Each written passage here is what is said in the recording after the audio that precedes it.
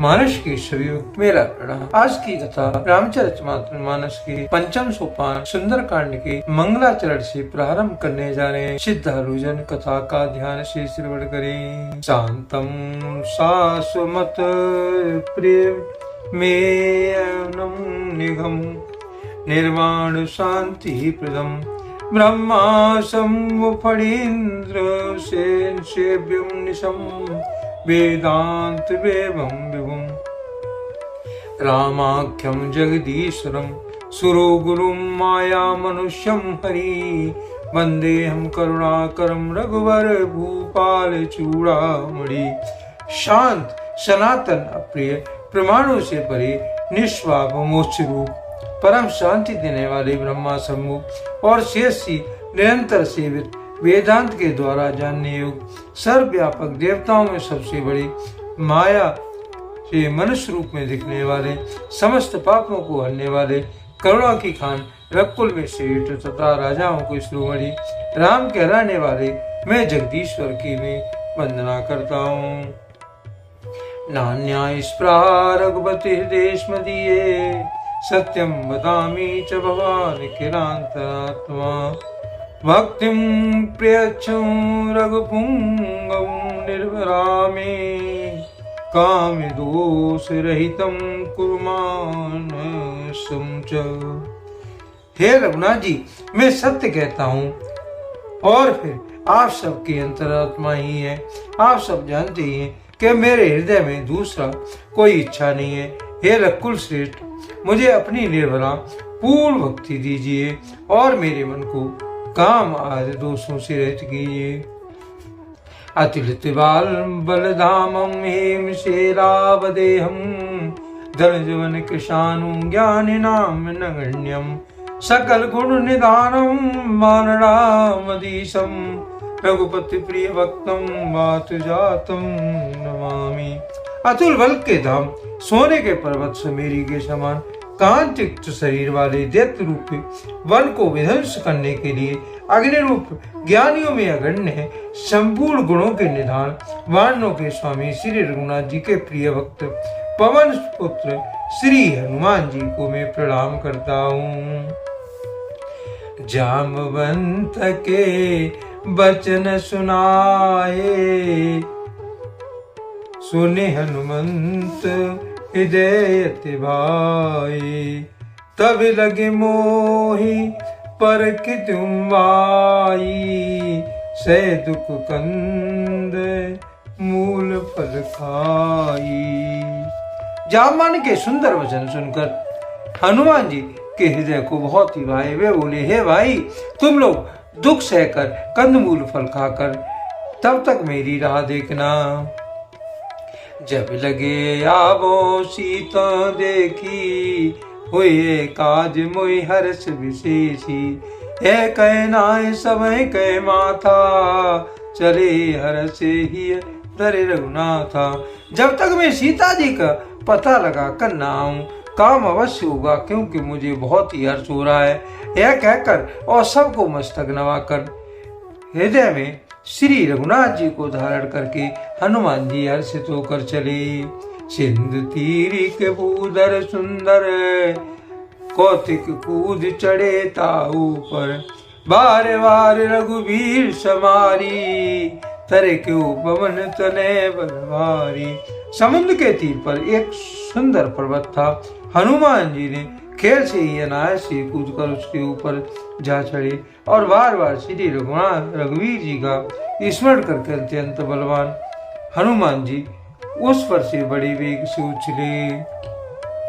जय गिर चरण दे हनुमंता चले सुगा पाताल तुरंता जिमे अगोग रघुपति कर माना यही बात चले हनुमाना।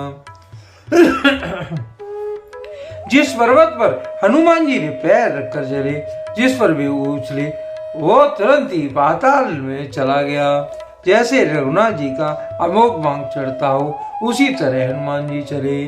जल निधि रघुपति दूत विचारी ते में नाक हो स्तमहारी। समुद्रियों ने श्री राम जी का दूत समझकर मेनाक पर्वत से कहा, हे मेनाक, तू इनकी थकावट दूर करने वाला हो। हनुमान ते परसा कर पुन कीन प्रणाम, राम काज कीन विनाम मोहि कहा विश्राम। हनुमान जी ने उसे हाथ से छूकर फिर प्रणाम करके कहा, हे भाई, श्री रामचंद्र जी का काम किए बिना मुझे विश्राम नहीं। जाति पवन सुत देवहि देखा, जान को बल बुद्धि विशेषा। सुरसा नाम अहिनि की माता, बटई गाय कही ते बाता। देवताओं ने पवन पुत्र हनुमान जी को जाते हुए देखा। उनका विशेष बल बुद्धि को जानने के लिए परीक्षात उन्होंने सुरसा नामक सर्पों की माता को भेजा।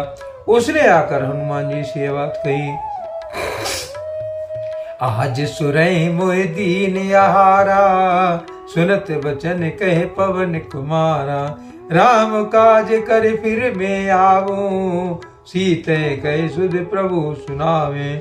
आज देवताओं ने मुझे भोजन दिया है। यह वचन सुनकर पवन कुमार हनुमान जी ने बोले कि श्री राम जी का कार्य करके मैं लौट आऊं और सीता जी की खबर प्रभु राम को सुना दूं। तब तब बदन पैठ्यो आई, सत्य कहो मोहि जान दे माई। कवने जतन देह नहीं जाना, कृष्ण मोहि कहे हनुमाना। तब मैं आकर तुम्हारे मुंह में घुस जाऊंगा, तुम मुझे खा लेना। हे माता, मैं सत्य कहता हूँ, अभी मुझे जाने दो। जब किसी भी उपाय से उसने जाने नहीं दिया, तब हनुमान जी ने कहा, तो फिर मुझे खा ले। जो जन भरते बदन पसारा, कपितन कीन दुगन विस्तारा। सोरे जो जन मुख ठेठयो, तुरत पवन सुत बत्तीस भइयो। जस जस सुरसा बदन बढ़ावा, काश दून कपि रूप दिखावा। सत्यो जन ते आनन कीना, अति लुग रूप पवन सुत रीना। बदन बैठे पुण्य वाहिरी आवा, मांगा विदाता सिर नावा। मोहि सुरन जे लागे पठावा, उज्ज्वल बरम तोरे में पावा। सर्पों की माता ने हनुमान जी को खाने के लिए 400 कोस का मुंह फैलाया। तब हनुमान जी ने अपने शरीर को उससे दुगना कर लिया। फिर 16 योजन का मुख किया तो हनुमान जी 32 योजन के हो गए। और जैसे ही सुरसा ने 100 योजन का मुख कर लिया है, तभी हनुमान जी अतिलग रूप में आकर मुख के अंदर जाकर बाहर निकल आए। राम काज सब करे हूँ, तुम बल बुद्धि निदान। आशीष दे गई सो हर्ष चले हनुमान। सियापति राम जय जय राम, मेरे प्रभु राम सीताराम। मंगल भवनीय मंगल आरी रामा, प्रभु सुध सिरति अजर बिहारी श्री राम। तुलसीदास जी इस दोहे का भावार्थ इसका लिखते हैं, तुम श्री रघुनाथ जी रघुनाथ जी का कार्य करोगे, क्योंकि तुम बल बुद्धि के भंडार हो। यह आशीर्वाद देकर वह चली गई और हनुमान जी हर्षित होकर चले। निश्चर एक सिंधु में रही, कर माया नभ के खग गई। जीव जंत जे गगन उड़ाई, जल विलोक तिनके परछाई। गई छा सक सोने उड़ाई, यह विद सदा गगन चरखाई। सोए चले हनुमान ते कीना, काश कपट कवि तुरत ही चीना। ताहि मार सुत वीरा, बार रे बार गयो मत धीरा। तहाँ जाय देखी मन शोभा, गुंजत चंचरीक मधुलोभा। एक समुद्र में एक राक्षसी रहती थी। वो पक्षियों की परछाई देख करके परछाई को पकड़ लेती थी, जिससे पक्षी सारे गिर जाते थे, समुद्र में गिर जाते थे। वही उसका भोजन था। उसने हनुमान जी के साथ भी वैसा ही किया। जब हनुमान जी उड़ पाने में विफल रहे, तब वो नीचे जाकर उस राक्षसी को मारकर और फिर लंका को जाते हैं। नाना तट पर फूल सुहाए, खग मृग बंद देख मन भाए। शेर विशाल देख के आगे, तापर धाए चढ़े भय त्यागे। अनेकों प्रकार के वृक्ष फल और फूल से सुशोभित हैं। पक्षी और पशुओं के समूह को देखकर तो वो मन में बहुत ही प्रसन्न हुए। उस सामने एक विशाल पर्वत देखकर हनुमान जी भय त्याग कर उस पर दौड़ कर जा चढ़े। ओमान कछु कपि के अधिकाई, प्रभु प्रताप जो काले खाई। गिर पर चढ़ लंका ते देखी, कोई कह न जाए अति दुर्ग विशेषी। शिव जी कहते हैं कि हे उमा, इसमें वानर हनुमान जी की कोई भी बड़ाई नहीं है। यह तो प्रभु का प्रताप है जो काल को भी खा जाता है। पर्वत चढ़कर उन्होंने लंका देखी है, वहां बहुत बड़ा किला है, अब कुछ कहा नहीं जा सकता।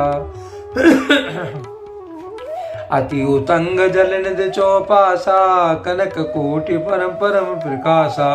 वो अत्यंत ही ऊंचा है, उसको चारों ओर समुद्र है, सोने के परकोटे चार दीवारी का परम प्रकाश हो रहा है। कनक कोटि विचित्र मणि कृति सुंदरताय नागना, चौहट्ट हट्ट चुबट्ट बीती चारु पूर्व विधिमना। गजबाज कच्चर निकर पदसर, रतवरु रत को गने, वह रूप निश्चर चूत भक्त बल। सेन वरनत नहीं बने, मन बागे उपमन वाटिका सुरकूप वापी सोई। नर नाग सुर गंधर्व कन्या, रूप मन मन नो मोहि। कहु माल देह विशाल सेल समान अतिबल। गरजही नाना अकारे बिरे बोविद, एक एक तरजी। कर जतन वट कोटे विकट तन, नगर चौदिश रचही। कहो मनुष्य मानुष के देन खर, अज खल निशाचर बचही। ये लागे तुलसीदास इनकी कथा कुछ एक है कही। रघुवीर सर तीरथ शरीर, त्याग गति में सही।